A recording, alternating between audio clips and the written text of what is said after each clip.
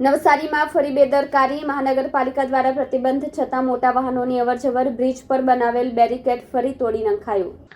નવસારી પૂર્ણા નદીના પુલ પર આજે ફરીથી ટ્રાફિક વ્યવસ્થા ધ્વસ્ત થઈ ગઈ છે.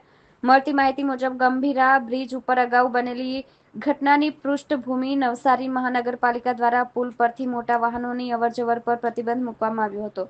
પરંતુ આજે અમુક મોટા વાહન ચાલકોએ નિયમોની અવગણના કરી બળજબરી પુલ પરથી પસાર થવાનો પ્રયાસ કર્યો. આ દરમિયાન પુલમાં પ્રવેશદ્વાર પર લગાડવામાં આવેલા બેરીકેડને અજાણ્યા વાહન ચાલકે તોડી નાખ્યું. આ પહેલો બનાવ નથી. અગાઉ પણ 2 થી 3 વાર અજાણ્યા વાહન ચાલકોએ બેરીકેડ તોડી ચૂક્યા છે. દિવાળીના દિવસે જ્યાં શહેરમાં આનંદનો માહોલ છવાયેલો હતો, ત્યાં પૂર્ણા નદીના પુલ પર અચાનક બેરીકેડ તૂટી જતા ટ્રાફિક વ્યવસ્થાનો ભંગ થયો. પુલની એક બાજુ લગાવેલ બેરીકેડ્સ તૂટી જતા વાહન વ્યવહાર ખોરવાઈ ગયો હતો, જેના કારણે 3 થી 4 કિલોમીટર સુધી લાંબી વાહનોની કતાર લાગી ગઈ હતી. સ્થળ પર પોલીસ દળ પહોંચીને ટ્રાફિક કાબૂમાં લેવા પ્રયત્નો શરૂ કર્યા, પરંતુ લાંબા સમય સુધી વાહન ચાલકોને ભારે મુશ્કેલીનો સામનો કરવો પડ્યો હતો. ઘણા સ્થળોએ લોકો પોતાના વાહનમાંથી ઉતરીને સ્થિતિ સુધારવાનો પ્રયાસ કરતા પણ જોવા મળ્યા હતા. શું મહાનગરપાલિકા દ્વારા બ્રિજની સ્થિતિને ધ્યાનમાં રાખીને નિયમોનું ઉલ્લંઘન કરનાર સામે કોઈ કડક કાર્યવાહી કરવામાં આવશે ખરી?